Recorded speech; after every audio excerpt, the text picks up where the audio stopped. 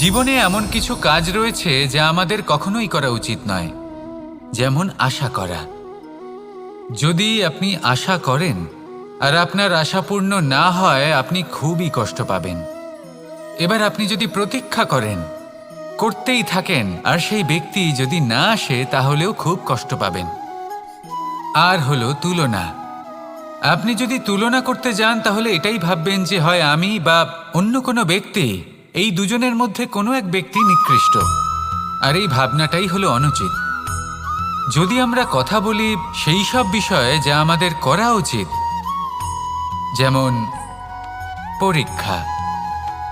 এই পরীক্ষা সবসময় আমাদের আরো সফল করে তোলে, আরো শ্রেষ্ঠ করে তোলে, আরো উৎকৃষ্ট করে তোলে। আসন্ন মহাসংগ্রামের জন্য আমাদের প্রস্তুত করে তোলে এই পরীক্ষা। তাই এই পরীক্ষার থেকে কখনোই পালাবেন না, এর সম্মুখীন হন। আর হলো কর্ম। কর্ম করা কখনোই বন্ধ করবেন না। তুলনা করার বদলে কর্ম করুন, প্রতীক্ষা করার বদলে কর্ম করুন, আর আশা করার বদলে কর্মই করুন। জীবন সফল হয়ে যাবে। দেখুন, সবার শেষে সত্যি বলতে এই কর্ম আর এই পরীক্ষা, এই দুই আমাদের জীবনকে সুখী করে তুলতে পারে। আসুন আর আমার সাথে ভালোবেসে বলুন, রাধা রাধা। মানুষ তার জীবনে শিক্ষা এবং প্রেম, এই দুই লাভ করে তার মাতা, পিতা এবং গুরুর কাছ থেকে। কিন্তু মানুষ সবথেকে বেশি ভালোবাসে নিজের মাতাকে, কারণ মাতা খুব নির্মল চিত্তে ভালোবাসে, শান্ত মনে আমাদের অন্তরে শক্তির সঞ্চার করে থাকেন, আমাদের উৎসাহ দেন, বলশালী করে তোলেন।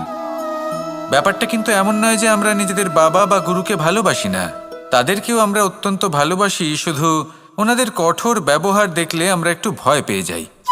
এবার ওনাদের এই কঠোর ব্যবহার আমাদের ভালো না লাগলেও অত্যন্ত আবশ্যক, কারণ মাতার থেকে আমরা যে শক্তি লাভ করি তা যেন নিয়ন্ত্রণ হারিয়ে বিধ্বংসী না হয়ে ওঠে।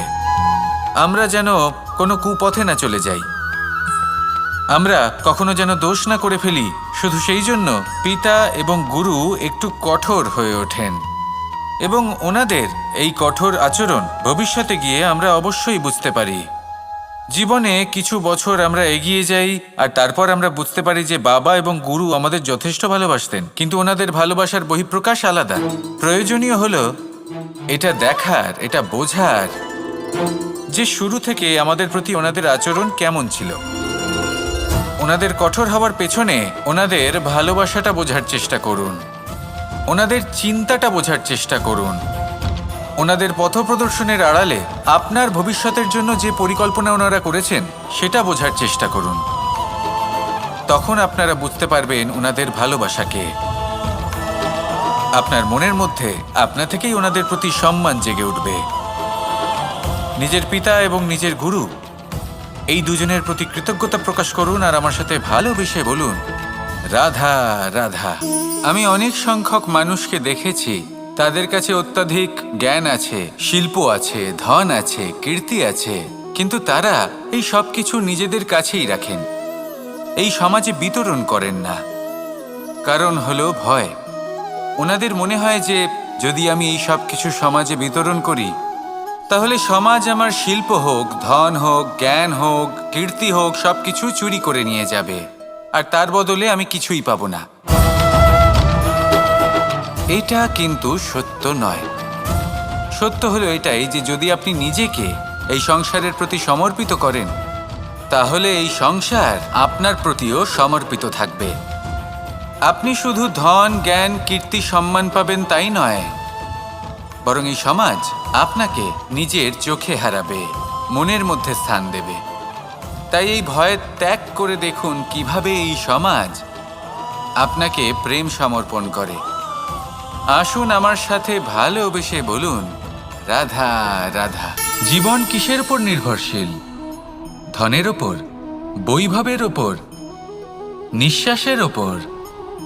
না, এই জীবন নির্ভরশীল বিশ্বাসের ওপর। বিশ্বাস নিজের ওপর, বিশ্বাস আমাদের আপনজনের ওপর। কিন্তু যখন এই বিশ্বাস ভেঙে যায়, তখন মানুষের মনও ভেঙে যায়, আর তারপর সে অন্য কিছু করতেই পারে না। তখন কি করা যেতে পারে? তিনটে কাজ আছে যা আপনি করতে পারেন। প্রথম, ভালোবাসা। যাকে আপনি ভালোবাসেন, যারা আপনাকে ভালোবাসে, ভুল যারই হোক না কেন, তার কাছে ক্ষমা চাইতে কখনোই সংকোচ বোধ করবেন না। দ্বিতীয় হলো বিশ্বাস। যারা আপনাকে ভালোবাসেন, আপনাকে বিশ্বাস করেন, তাদের বিশ্বাস কখনো ভাঙবেন না। তৃতীয় হলো আশা। যারা আপনাকে ভালোবাসেন, আপনাকে বিশ্বাস করেন, তাদের আশা আপনার সাথে জড়িত। তাদের থেকে কখনো কিচ্ছু লুকোবেন না। এই তিনটে কাজ করুন আর এই জীবন সুপ্রসন্ন হয়ে বলবে, রাধা রাধা। মানুষের জীবনে দুই ধরনের আবেগ থাকে যা চিরকাল তার সাথে বসবাস করে। প্রথম, স্বপ্ন। দ্বিতীয়, অজুহাত। মানুষ হাজার হাজার স্বপ্ন দেখতে পারে। আমাকে এই কাজ করতে হবে, আমাকে ওখানে ঘুরতে যেতে হবে, আমায় জীবনে এই অসম্ভব কাজ বাস্তবায়িত করে দেখাতে হবে, আদি ইত্যাদি। এবার ঠিক যেমন স্বপ্ন দেখেন, সেইভাবে অজুহাতও খুঁজে নিয়ে আসেন। আমি এই স্বপ্ন পূরণ করতে পারলাম না, কারণ আমাকে কেউ সাহায্যই করল না, কারণ আমি দুর্বল হয়ে পড়েছিলাম, কারণ আমার কাছে সময়ই ছিল না, আদি ইত্যাদি। এবার সাফল্য এবং অসফলতার মাঝখানে এই ধরনের সংঘর্ষ হতে থাকে। সাফল্য তখন লাভ করা সম্ভব যখন আপনার স্বপ্ন আপনার অজুহাতের থেকে অনেক বড় হয়, আর অসফলতা তখন পাবেন যখন আপনার অজুহাত আপনার স্বপ্নের থেকে অনেক বড় হয়। আপনি যদি সাফল্য লাভ করতে চান, তাহলে চেষ্টা করতে থাকুন, পরিশ্রম করুন। যদি অসফল হন, তাহলে ভয়ভীত হওয়ার কোনো প্রয়োজন নেই। নিজের ভুল বুঝুন, তাকে শুধরে নিন, আবার চেষ্টা করুন।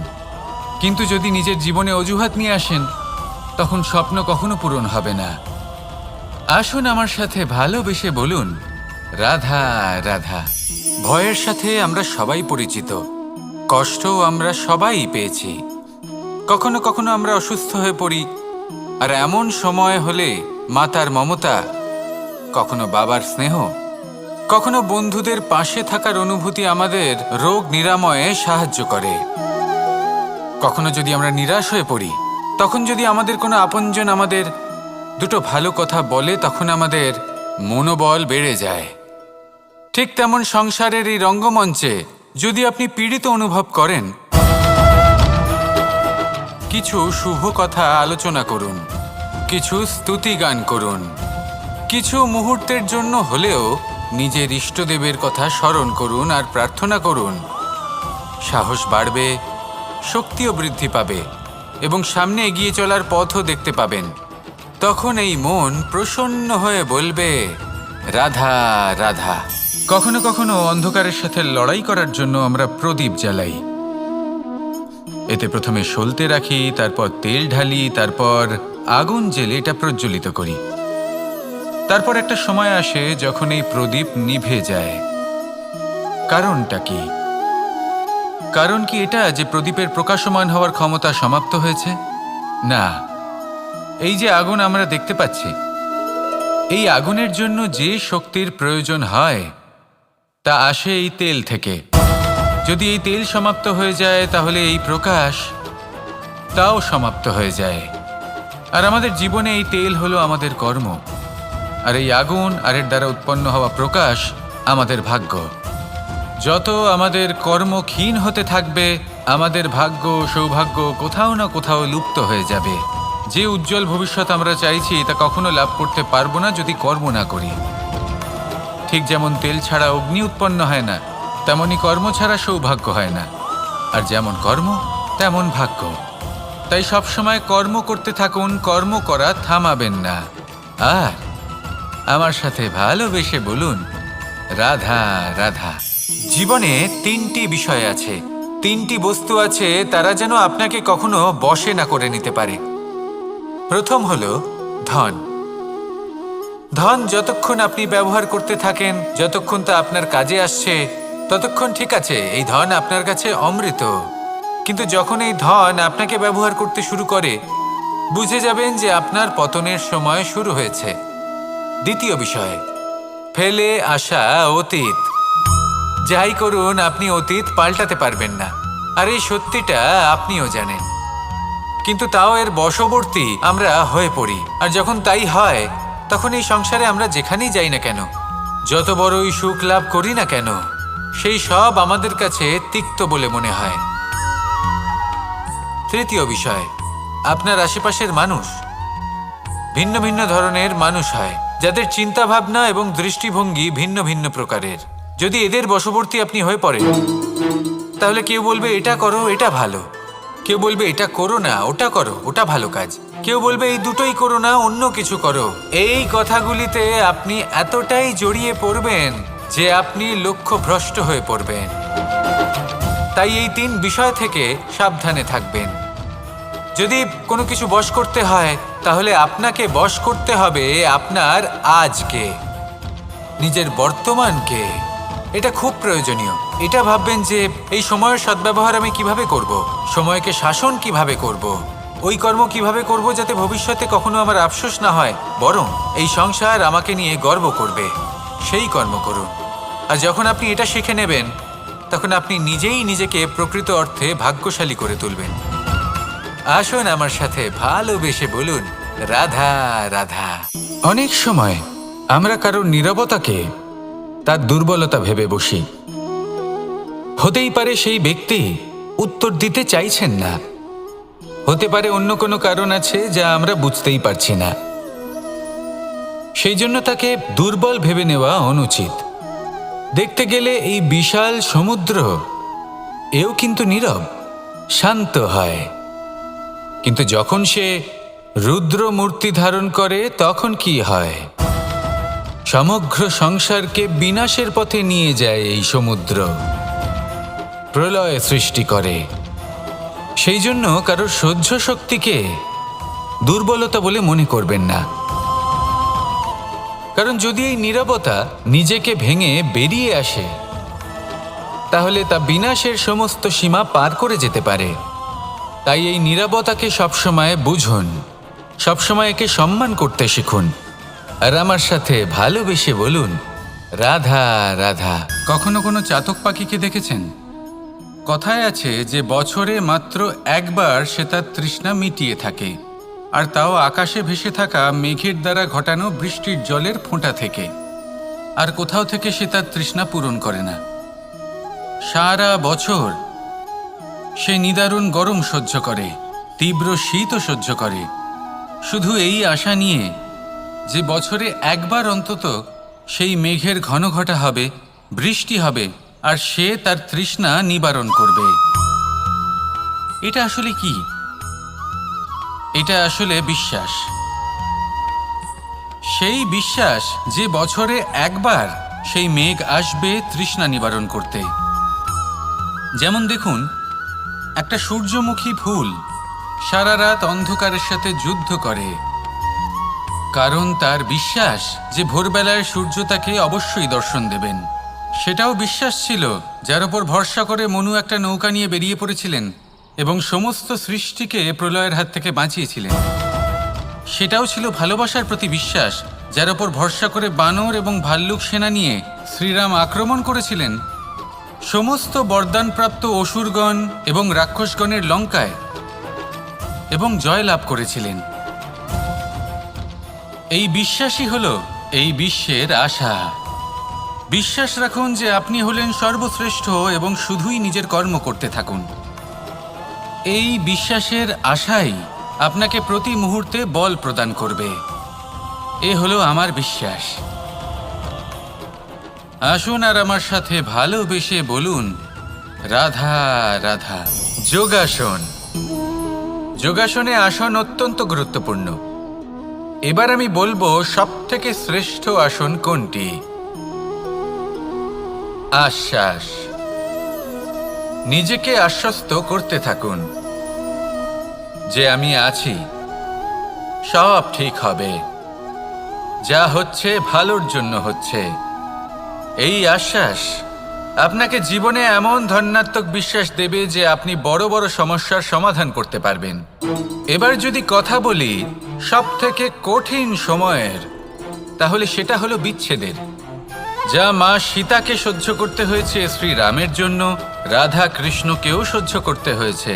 যে ব্যক্তি বিচ্ছেদের সময় সঠিক পথে চলে এসেছে, সে জীবনে অনেক শ্রেষ্ঠ স্থানে অবশ্যই পৌঁছতে পারবে।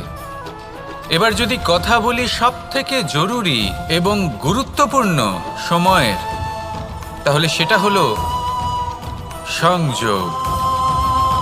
সকলকে সাহায্য করতে থাকুন। আপনি অন্যদের সাহায্য করে তাদের যত আনন্দ দিতে পারবেন, ততটাই আনন্দ আপনারও জীবনে অবশ্যই আসবে। আসুন আর আমার সাথে ভালোবেসে বলুন, রাধা রাধা। সংসারে সকলে উঁচুতে উঠতে চায়, কেউ নত হতে চায় না।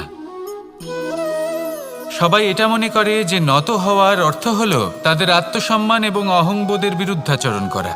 তাদের মনে হয় যে যদি আমরা নত হই, সংসার আমাদের দুর্বল মনে করবে, তাদের শৌর্য এবং তাদের ব্যক্তিত্বের অপমান হবে। কিন্তু এটা কি সত্যি? প্রত্যেকবার নত হওয়ার অর্থ কি সম্মানহানি হওয়া?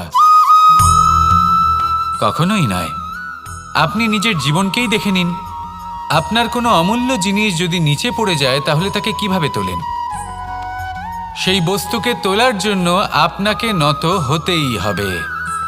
আপনি বড়দের আশীর্বাদ কিভাবে লাভ করেন? আপনি নত হয়ে তবেই তাদের আশীর্বাদ লাভ করতে পারেন, তাই না? ভেবে দেখুন, আপনি একটা পথে হাঁটছেন। আপনি দেখতে চাইছেন যে আপনি সঠিক পথে হাঁটছেন কিনা, পায়ের নিচে কাঁটা পড়ে আছে কিনা। কিভাবে দেখবেন? আপনাকে সেই মাথা নত করেই দেখতে হবে। এর অর্থ কি? অর্থ খুব সহজ। প্রত্যেকবার নত হওয়া অনুচিত নয়, সেটা কোনোভাবেই সম্মানহানি নয়। পরিস্থিতি অনুসারে এবং যেখানে প্রয়োজন, আপনি নত হতে শিখে গেলে আপনি অনেক কিছুই লাভ করতে পারবেন।